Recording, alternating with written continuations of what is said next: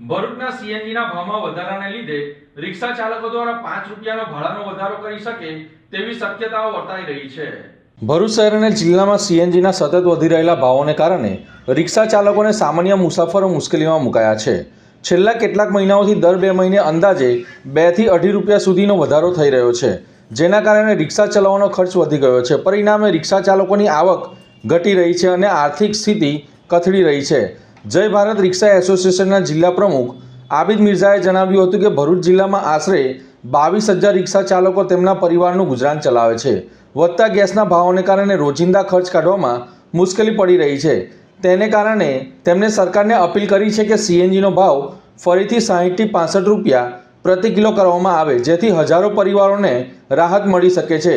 જો સીએનજીના ભાવમાં ઘટાડો નહીં કરવામાં આવે તો રિક્ષા ભાડામાં ₹5 સુધીનો વધારો કરવાની ફરજ પડી શકે છે। જય હિન્દ, જય Bharat auto rickshaw association Bharuch જિલ્લા। અત્યારે જે મોંઘાઈના હિસાબે સરકારે સીએનજી ગેસ પેટ્રોલ ઉપર ભાવ જે વધારવાનું ભાર રાખ્યું છે આમ જનતા ઉપર અને ખાસ કરીને વ્હીકલ ઉપર અને વ્હીકલમાં રિક્ષા ચાલકો ઉપર, અમે સરકારથી એ જ માંગ કરીએ છીએ કે અમારા રિક્ષા ચાલકો બી ભાડા વધારવાની માંગ કરીએ છીએ, પણ આમ જનતા ઉપર બોધેશન પડશે। આમ જનતા કેમ બોલશે? અમારો જે 60-65 રૂપિયા ભાડો હતો એ જ રિક્ષાનો ગેસનો જે ભાવ હતો એ જ ભાવ કરીને આપે સરકાર, એવી અમારી માંગ છે।